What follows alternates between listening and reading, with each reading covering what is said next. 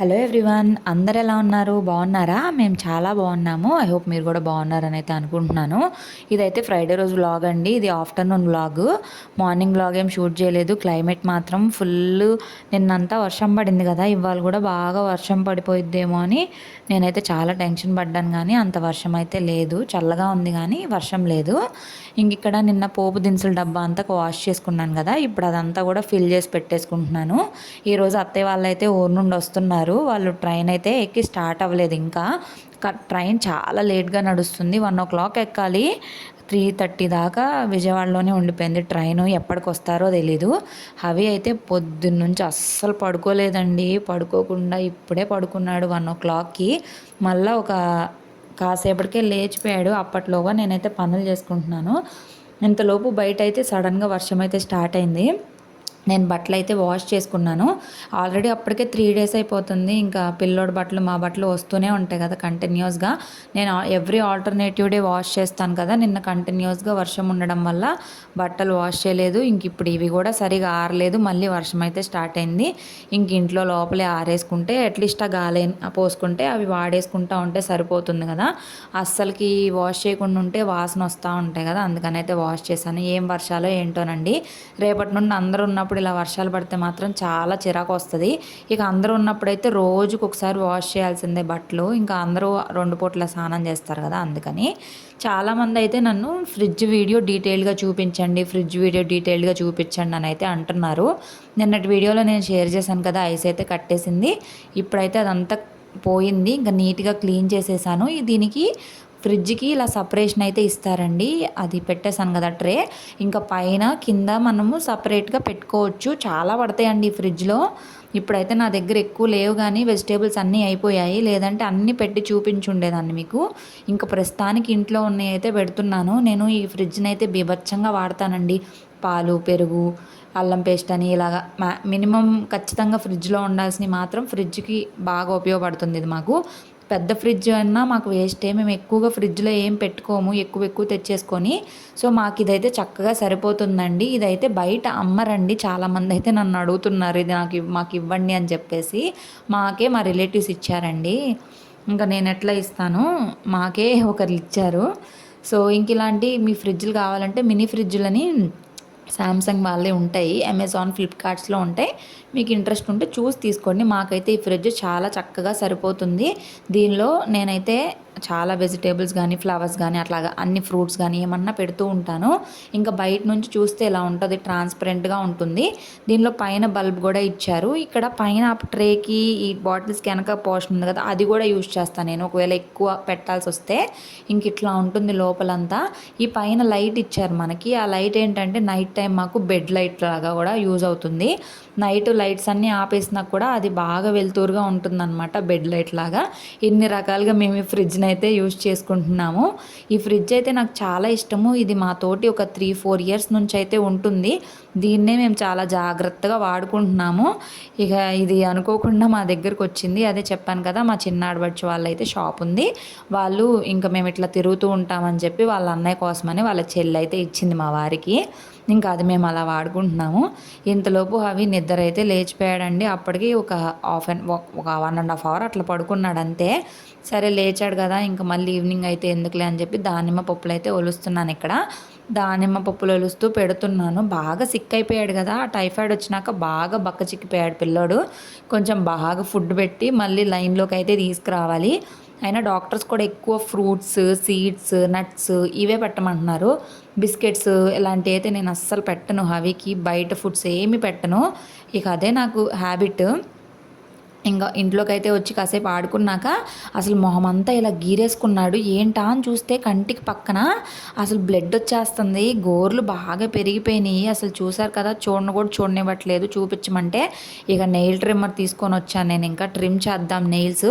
చాలా రోజులు అయిపోయింది, నేను సరిగా పట్టించుకోవట్లేదు. నెయిల్స్ చూస్తే అలా ఉన్నాయి. అసలు ఇలా నేను ఎత్తుకొనే ఉన్నాను, ఇలా మొహం అంతా రుద్దుకున్నాడు. సడన్గా బ్లడ్ వచ్చేస్తుంది. నాకైతే భయం వేసింది బాబోయ్. అసలు పిల్లలతోటి చాలా భయం వేస్తూ ఉంటుంది. ఏం చేస్తారో తెలీదు. బ్యాక్గ్రౌండ్లో బట్టలను చూసి భయపడకండి. ఇంక మరి నేను ఎక్కడ వేసుకొని, మా ఇంట్లో తాళ్ళేమి ఉండవు కదా, అందుకని చెప్పి మంచాల మీద అలాగా అంతా ఆరేసుకున్నాను. సో కొంచెం తొందరగా ఆరుతాయి కదా అని చెప్పి ఆరినీలే కానీ చల్లగా ఉన్నాయి. ఫోల్డ్ చేసామనుకోండి వాసన అయితే వచ్చేస్తుంది, అందుకని ఫోల్డ్ అయితే చేయట్లేదు. అవి అయితే ఎంత బుద్ధి కూర్చొని తీపించుకుంటున్నాడో కదా. ఫస్ట్ కాసేపు అయితే బుద్ధిగానే కూర్చున్నాడు, తీపించుకుంటున్నాడు.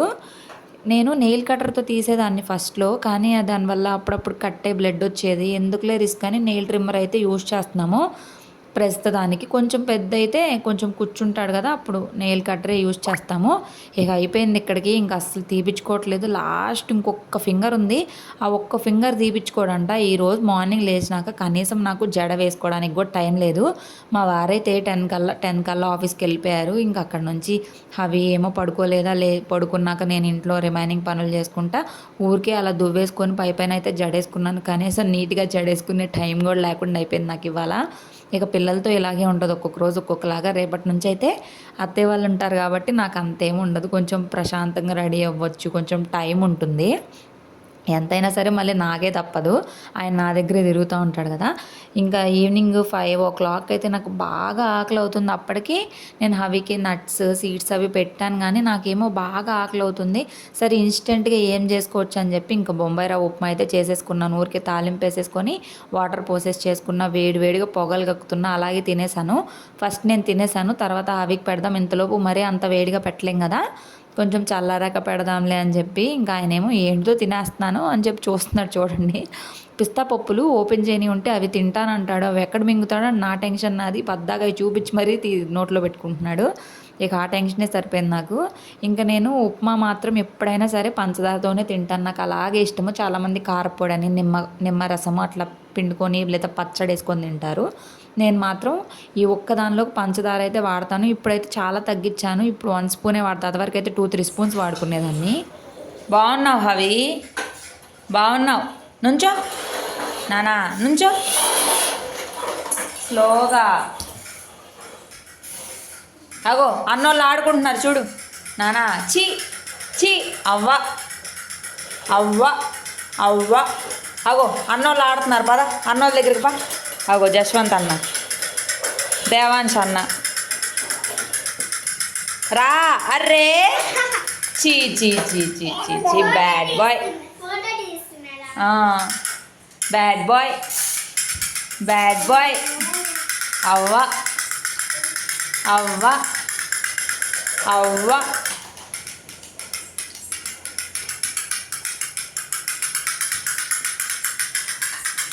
దెబ్బలు పడాలా? దా ఇటు రాదు, అన్నోళ్ళ దగ్గర ఆడు, అన్నోళ్ళ దగ్గర ఆడు, అన్నోళ్ళ దగ్గర ఆడుకోపో, తగిలిద్దమ్మా తమ్మ. ఇక్కడైతే జస్ట్ మిస్ పడిపోయేవాడు. నేను అటు వెళ్ళి ఏదో తీసుకురావచ్చేలోపు దిగిపోతున్నాడు.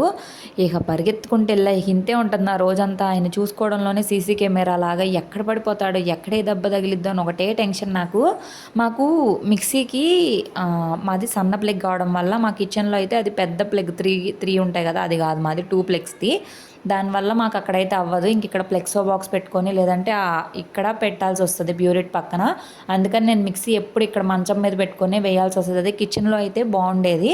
ఇక మిక్సీ మార్చినప్పుడు కుదురుతుంది. మాది పాత మిక్సీ, ఎప్పటిదో ఒక 7-8 ఇయర్స్ బ్యాక్ మిక్సీ అవ్వడం వల్ల అదైతే సెట్ కావట్లేదు. ఇక మిక్సీ వేస్తుంటే మీ పిల్లలందరూ అదేదో ఒక విచిత్రంలా కూర్చొని చూస్తున్నారు చూడండి.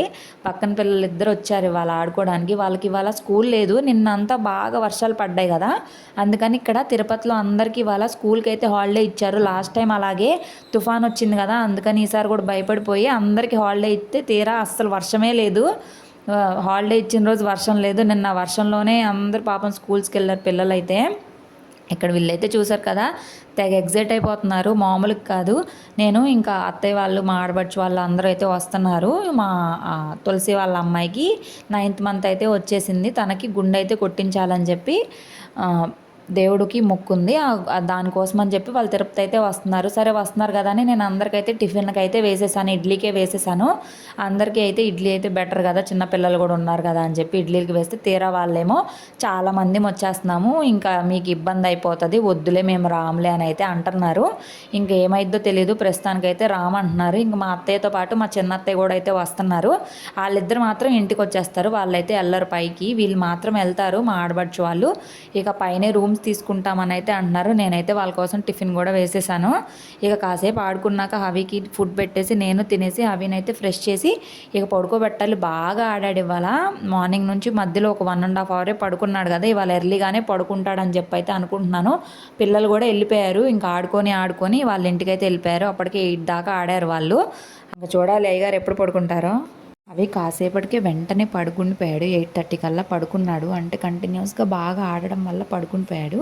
వాళ్ళ నాన్న 9-10 అట్లా వచ్చారు ఆఫీస్ నుంచి. ఇంకా వస్తూ పాల ప్యాకెట్స్, పెరుగు ప్యాకెట్ అయితే తెమ్మని చెప్పాను.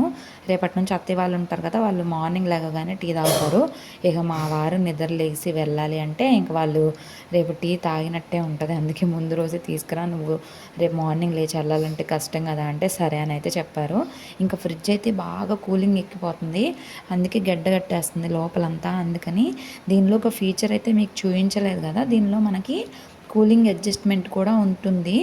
కూలింగ్ అడ్జస్ట్మెంట్ బ్యాక్ సైడ్ ఉంటుంది. స్టార్టింగ్లో నేను ఫ్రిడ్జ్ టూర్ మార్నింగ్ తీసాను కదా, స్టార్టింగ్లో ఉంది కదా, అది అప్పుడు ఇది మర్చిపోయాను. నాకు ఇప్పుడు గుర్తొచ్చింది.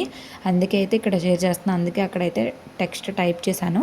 ఇక్కడ వరకు చూసినందుకు చాలా థ్యాంక్స్. నచ్చితే మాత్రం ప్లీజ్ లైక్ చేయండి.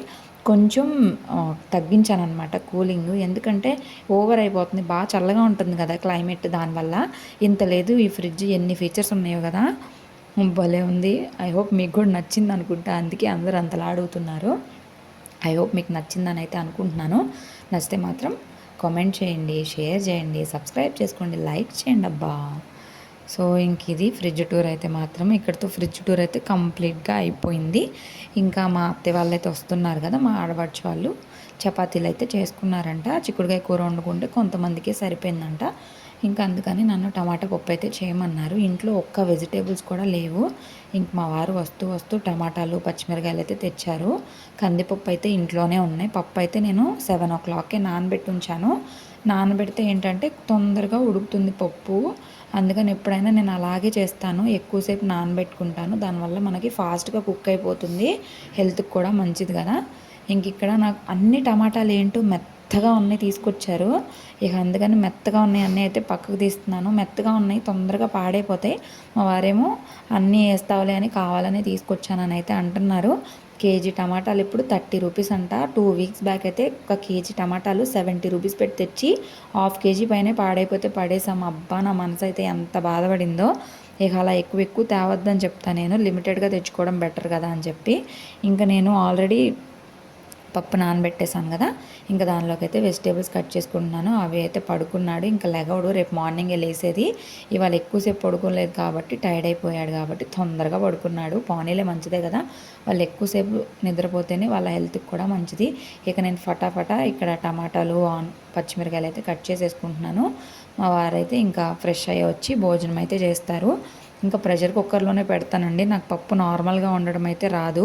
అందుకని ఇంకా నేను ఇలా కుక్కర్లో అయితే పెట్టి విజిల్స్ అయితే రానిస్తాను. పప్పు ఉడికిపోయింది, తాలింపు అయితే పెట్టేశాను. మా వారైతే తీసుకెళ్తారు. నేను హవి పడుకున్నాడు. ఇంకా హవి నేను ఇంట్లోనే ఉంటాము. అసలు ఆ ట్రైన్ అయితే వర్స్ట్ ట్రైన్, కృష్ణా ఎక్స్ప్రెస్. అక్కడ రావడమే చాలా ఆలస్యంగా వచ్చింది. 1 o'clockకి విజయవాడ రావాల్సిన ట్రైన్ 3:30కి విజయవాడ నుంచి స్టార్ట్ అయిపోయింది.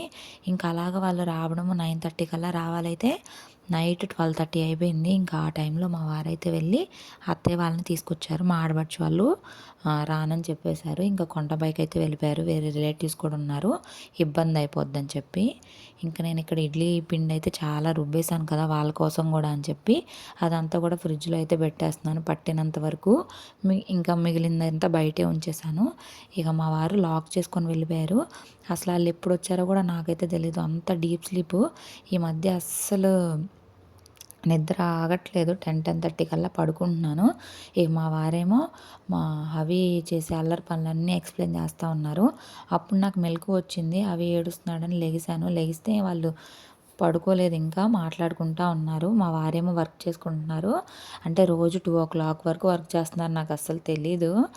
ఇక రోజు అస్సలు నిద్రకు ఆగలేకపోతున్నాను. ఇంక ఇక్కడ నుంచి అత్తయ్య వాళ్ళు అయితే కొన్ని డేస్ అయితే ఉంటారు, పండగ వరకు ఉంటారు. కొంచెం టైం ఉంటుంది. హవికి ఎక్కువ టైం దొరుకుతుంది అనమాట ఆడుకోవడానికి. నాకు కొంచెం రిలీఫ్ అయితే వస్తుంది. ఇంకా ఆ రోజు నైట్ అయితే నేను ఏం షూట్ చేయలేదు. వాళ్ళు వచ్చిన విషయమే తెలియదు కదా నాకు. చాలా లగేజ్ తెచ్చారు. ఆ లగేజ్ అంతా కూడా తీయాలి, సరుకులని అవి ఇవి తీసుకొచ్చారు. అవన్నీ కూడా తీయాలి. ఇక్కడితో వ్లాగ్ అయితే నేను ఎండ్ చేస్తున్నాను. ఇంక ఇక్కడ నుంచి రోజు ఇంక మా అత్తయ్య వాళ్ళతోటైతే వీడియోస్ వస్తాయి. నచ్చితే మాత్రం ప్లీజ్ లైక్ చేయండి, షేర్ చేయండి, కామెంట్ చేయండి. అండ్ ఇక్కడ చూసారు కదా వాళ్ళ నాయనమ్మ అయితే బాగా గుర్తనమాట. అలా చూస్తున్నాడు, ఎత్తుకుంటున్నాడు, వాళ్ళు హాయ్ చెప్తున్నారు మా అత్తయ్య వాళ్ళు మీ అందరికి కూడాను. ఇంకా అది ఇలా జరిగిందండి. ఇంకా ఫ్రిడ్జ్ టూర్ కూడా మీకు నచ్చిందా? నచ్చితే మాత్రం ఎలా ఎలా అనిపించింది అనేది కామెంట్ చేయండి. ఇంక ఈ లగేజ్ అంతా సర్దాలి. ఎంత ఉందో చూడండి, బండెడు ఉంది. ఇక బయట కూడా ఎండలు లేకపోవడం వల్ల బట్టలు కూడా నిన్న ఆరలేదు.